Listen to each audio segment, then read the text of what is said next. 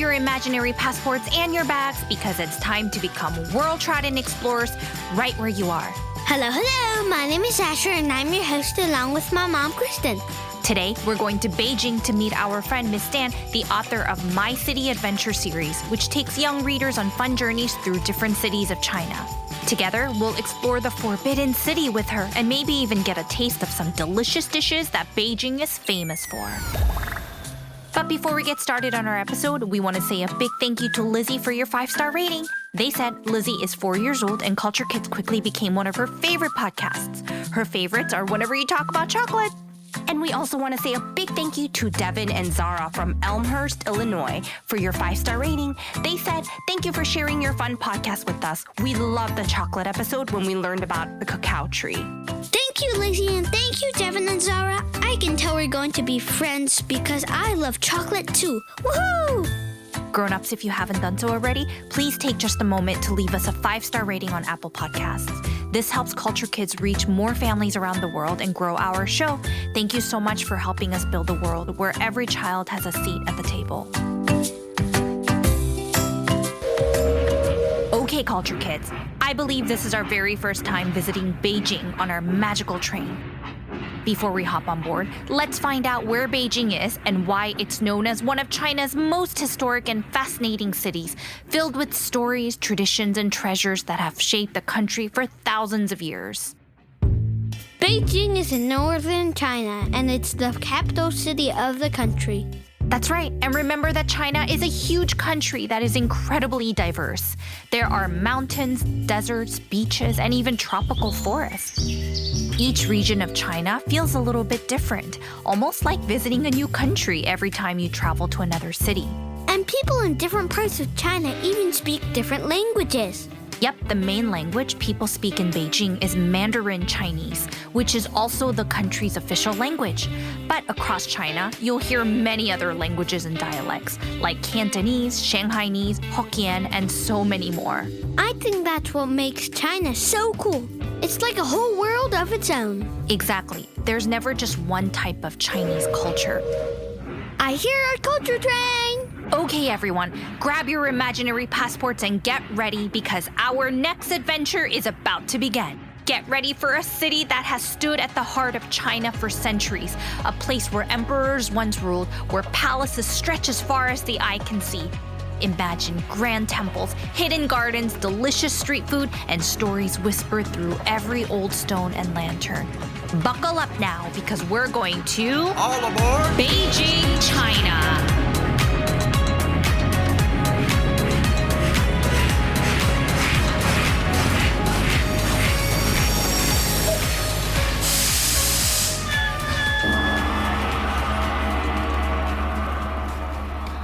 Welcome to Beijing, Culture Kids. We are standing at the bottom of the grand staircase leading up to the Forbidden City, one of the most magnificent palaces in the world. All around us, enormous red walls rise high into the sky, their golden rooftops glittering in the sunlight like dragon scales. Wow, Mom, I feel like I'm in a movie. Everything's huge. Those doors look tall enough for a giant to walk through. And look at those lions. Do you think they could come to life at night to guard the palace? I hope not.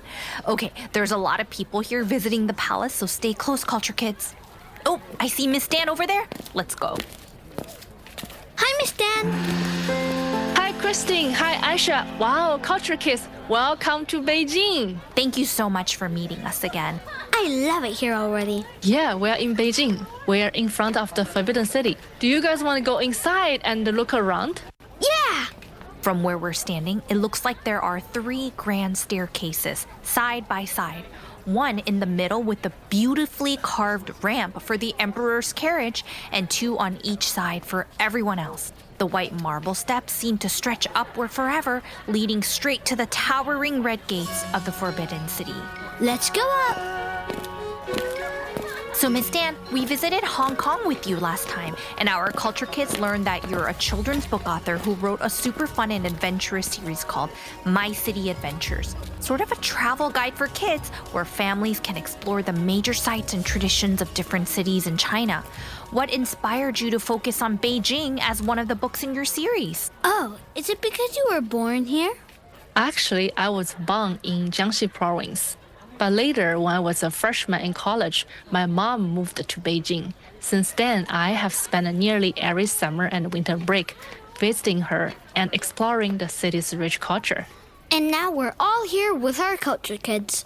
Yep, and we are in Forbidden City, and it's a little hard to tell what Beijing might be like from where we are standing. Can you tell us more about the city past these palace walls? Beijing is the capital of China. It's not only the nation's political center, but also a city with history stretching back thousands of years. Beijing is meaningful to me because of my family ties and because many of my students have traveled here. That's wonderful, Miss Dan. Ooh, we're finally approaching the top of the steps and at the grand entrance of the Forbidden City. Are we ready to go inside? Yes, open the gates. The culture kids emperors are here. Yes, and we just walked through the mighty gates, and wow, in front of us stretches a huge open courtyard paved with smooth gray stones. This courtyard feels endless, like you could run and your footsteps would echo forever. There are detailed stone bridges that cross tiny streams, and every design here, from the animals to all of the colors, are probably holding secrets dating back to ancient times. It kind of reminds me of the Shilai temple we visited. Everything's so detailed. The colors, the carvings, it's like the whole place is alive. How long did it take to build all of this? The construction began in 1406, and it took about 14 years. For nearly 500 years, it was home to 24 emperors of China. Wait, 24 emperors? They didn't all live here at the same time, right? No, not all at once. What Miss Dan means is that one emperor lived here. Then, when he passed away, the next emperor, usually his son, would live here after him. So, over hundreds of years, about 24 different emperors call this place home. The emperor from Tang Dynasty, the emperor from Qing Dynasty, they all chose here to be their home. Can you imagine 24 emperors living together? You know, one of the things that struck out to me was the name of this palace. Why is it called the Forbidden City? You are forbidden to leave. Ever! It was called forbidden because ordinary people were not allowed to enter without permission. Only the emperor, his family, and the people work for the king came daily to conduct government business. Aw, but this is so beautiful. It should have been for everyone. Is it called a city because it's so big? Yes, in fact, there are many palaces and over 8,700 rooms. That's why it feels like a small city within a city. Small city within a city? Oh, because this is in Beijing. That makes sense. Remember that outside these beautiful, colorful palace walls, there is a modern, bustling city full of tall buildings and busy roads. Yeah, I love the colors. Red is one of my favorite colors. Is it because red is lucky in China? In Chinese culture, red represents happiness and good fortune, while yellow was reserved for the emperor. Why is yellow for the emperor? Yellow was good for kings because it symbolized the center of the world, prosperity, and exclusive authority. Center of the world? Wow, the king must have been special. That is very interesting. And I noticed that some of these roofs are yellow too. The use of yellow roof tiles signified that this was the most important palace in the empire. So, are you ready to see King's bedroom? Yeah, I want to see. Can I take a nap there? I'm totally jet lagged. Probably not, buddy. And remember, this is our imaginary Culture Kids adventure, so there's no jet lag here. Sorry. Oh, fine. Let's keep walking this way. All right, let's go. Miss Dan, we're noticing so many animal statues everywhere, on the roofs, along the corners, and even on the gates. Do they come alive at night? Please tell me they do. Or do they have special meanings? Dragons symbolize power and protection, and we can also see lions, which represent strength. Rawr, that makes sense. If we walk this way, we'll see phoenixes. They symbolize peace, and cranes for long life. Cranes for long life? Guess they must eat a lot of veggies. Come over here, Asia Culture Kids. Let me show you the phoenix statue. We're seeing a phoenix statue made of bronze, and it's about the size of a very big dog, standing proudly on the floor near the palace steps.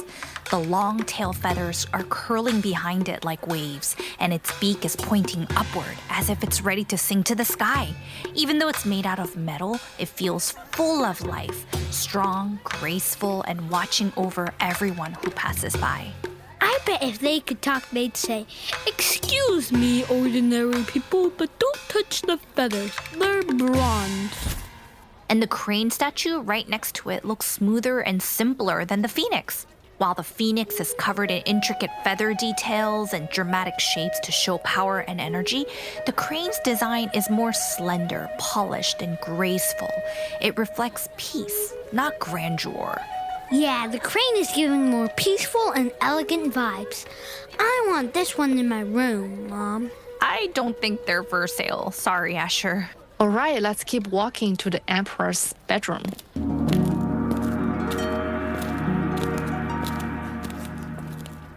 Here we are, Asher Culture Kids. I know we cannot go in, but we can take a peek at it. Ooh! This is where many emperors slept, lived, and sometimes worked. It's filled with yellow and red decorations, dragons for power, and it shows how important he was as the center of the empire. Imagine this, Culture Kids. There's a big wooden bed in the middle with shiny gold curtains that look soft like clouds. Next to it, there's a little table holding a bronze bowl that once probably burned sweet-smelling incense. Against the walls, we see tall wooden shelves filled with scrolls and blue and white vases. There's even a chair carved from dark wood with a silk red cushion that looks super fancy. Everyone is suddenly whispering. It's like the room is holding secrets from hundreds of years ago. Yeah, I'm sure if these walls and furniture could talk, they'd be telling us many shocking ancient secrets. Maybe even about what emperors like to eat. Actually, I'm getting hungry. Ooh, me too. Actually, I'm glad you guys are hungry because I'm actually planning to take you to try Peking duck. Peking duck? My sister loves duck. Is that what the emperors ate? I only want to eat what they ate, please. Peking duck has been a signature dish for more than 600 years, dating back to the Ming Dynasty.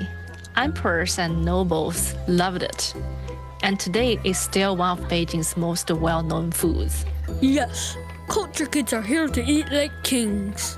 The duck is roasted in a special oven that makes the skin extra crispy. Traditionally, people wrap slices of the duck in thin pancakes with scallions, cucumber, and a sweet bean sauce. It's just like we're creating a mini duck taco. A mini duck taco! Yeah, and the skin of the duck, as Miss Dan described, is always crispy and goes perfectly with the thick black sauce. My mouth is watering just thinking about it. I shall eat it. Are you guys excited? Let's go! But I hear our culture train. Yes, but I'm afraid this means our culture kids do have to hop back on our magical train and head back home. Before they leave, Miss Dan, do you have anything else you'd like to share with our adventurers? Thank you, Culture Kids. It's so nice to see you in Beijing. But before you leave, do you want to learn a Mandarin word? Oh yeah, I know some already. So let me teach you this. 再见,再见,再见. 再见. This means goodbye. 再见, culture kids. Perfect. So now you know how to say goodbye in Mandarin. And grown-ups, if you'd like to keep exploring more amazing cities in China, check out My City Adventures from Phoenix Tree Publishing. These beautiful books by Miss Dan lets your family see, taste, and imagine traveling across some of the most magical and extraordinary cities in China.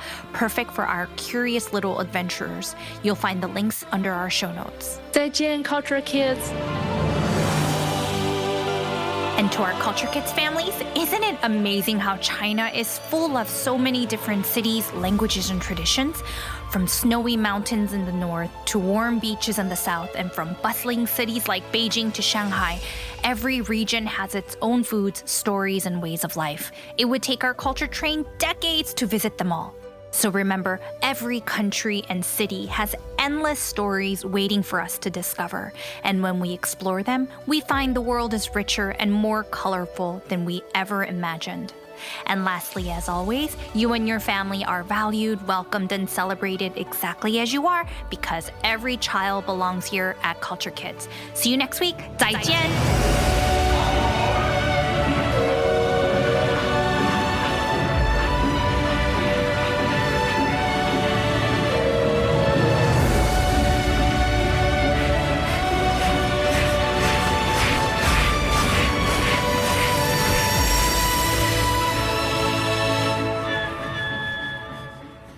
Joke time! All right, I'll go first. What's a snake's favorite subject in school? What? History. Oh, I get it. Yeah, it's an oldie but a goodie. My turn. Go for it. Why was the king only a foot tall? Why? Because he was a ruler, get it? Oh, ruler. He's a foot tall. Excellent. I love it. Thanks for joining us today. Please stay tuned for episodes on Roman dinner parties and, of course, winter holiday tradition adventures coming up on our magical culture train. Thank you for being a part of our growing stages of our nonprofit and for spreading the word about our show to everyone you love. We'll see you next week. Bye-bye.